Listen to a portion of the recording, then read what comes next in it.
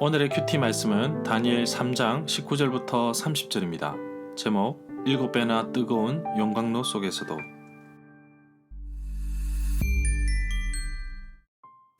먼저 앞뒤 문맥을 살펴보겠습니다. 느부갓네살은 즉위한 지 2년째 되는 때에 꿈을 꾸었는데 다니엘이 이 꿈을 해석해 줍니다. 이때 느부갓네살 왕은 엎드려 다니엘에게 절하고 다니엘에게 예물과 향품을 그에게 주라고 하였습니다. 그리고 하나님을 찬양하였고 다니엘의 요구에 따라 세 친구 사드락과 메삭과 아베느고에게 바벨론 지방을 다스리게 하였습니다. 다니엘 역시 계속 왕궁에서 머물게 되었습니다. 다니엘 3장에 보면 느부갓네살 왕이 바벨론 두라 평지에 금으로 신상을 만들어 세웠습니다. 그 높이가 60규빗 약 27m 정도 되었습니다. 왕은 주요한 관리들을 자기가 세운 신상의 제막식에 참석하라고 하였는데 황금 신상에 절하지 않는 사람은 불타는 용광로, 풀무불에 던져 넣을 것이라고 하였습니다.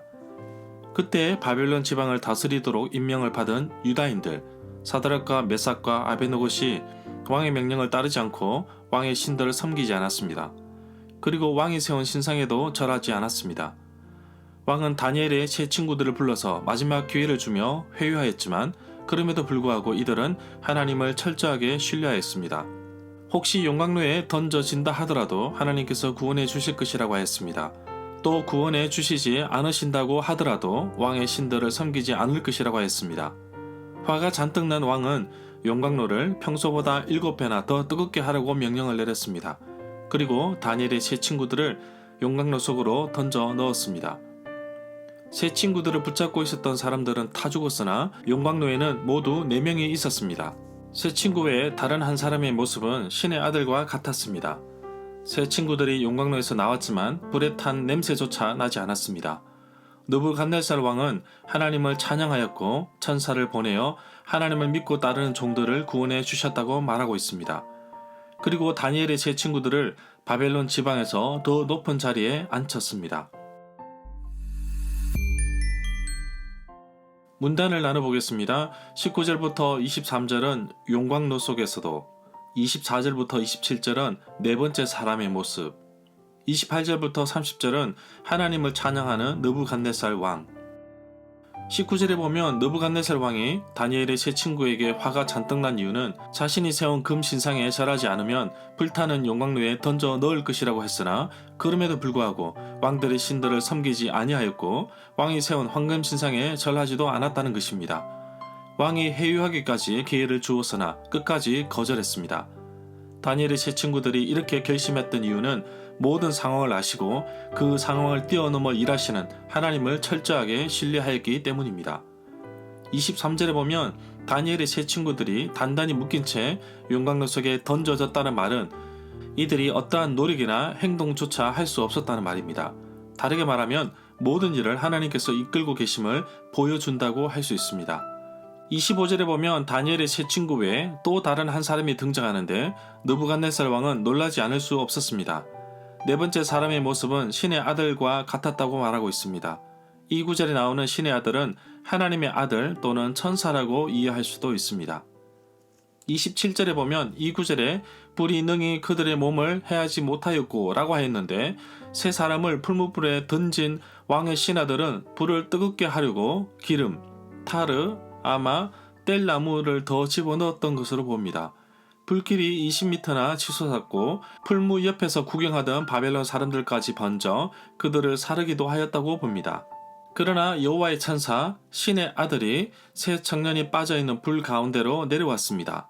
천사가 불길을 옆으로 제치자 마치 찬바람이 부는 듯한 느낌이 들면서 불길이 아예 그들을 접근조차 못했으며 그들을 해하지도 못하였다고 이해할 수도 있습니다. 28절에 보면 느부갓네살 왕은 다니엘의 세 친구의 하나님을 찬양합니다. 이전에도 다니엘이 꿈을 해석했을 때도 모든 신들 가운데 가장 위대하시며 모든 왕들의 주가 되시는 것을 알았다면서 하나님을 찬양하였습니다. 절마다 상세한 설명과 구절에서 그리고 핵심 내용과 중심 줄거리는 네이버 블로그에 올려져 있습니다. 내게 주시는 교훈입니다. 다니엘의 세 친구들은 3장 17절에서 하나님께서 맹렬히 타는 불못불 가운데서 능히 건져내어 주실 분이시라는 것을 자신의 신앙을 담아 고백하였습니다. 18절에서는 그렇게 하지 않을지라도 왕의 신을 섬기지 않고 하나님만 섬기겠다고 고백을 하였습니다. 세 친구가 풀무불에 던져졌을 때 하나님께서 지켜주셨습니다. 놀라운 사실은 세 친구들이 불 속으로 던져졌을 때 불에 탄 냄새마저 나지 않았는데 하나님께서 놀라우신 능력을 보여주신 것이라고 할 수 있을 것입니다. 이것은 내가 생각하는 어떠한 환경 속에서도 하나님께서 나 자신을 지켜주심을 확신할 수 있다는 말씀이라고 할 수 있습니다. 용광로 속에 들어간 세 친구의 모습을 쳐다본 느부갓네살 왕은 결국 자신의 교만이 잘못된 것을 알고 28절에서 하나님을 찬송하게 됩니다. 하나님밖에는 다른 신을 섬기지 아니하고 자신의 신앙을 지켰던 세 친구들을 구원하신 것을 고백하고 있습니다. 사람을 구원할 다른 신이 없다고 말하고 있습니다. 하나님에 대한 믿음의 고백으로 인하여 인간이 느끼는 고통과 생각 이상의 대가를 치러야 하는 부분도 있을 것입니다. 그러나 분명한 것은 모든 환경을 뛰어넘으시고 이끄시는 분이 하나님이심을 인정하는 것입니다.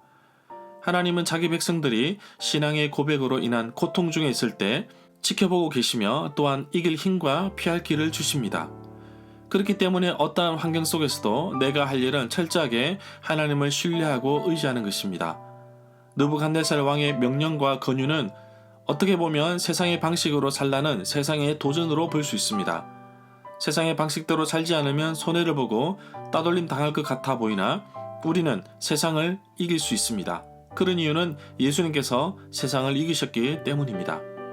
평소보다 더 뜨거운 용광로처럼 신앙을 지키기 위해 평소보다 더 힘든 신앙의 삶이 나에게 다가올 수 있을지라도 철저하게 하나님을 신뢰하고 하나님만 바라보며 하나님만 끝까지 따르는 하루가 되기를 간절히 소망합니다.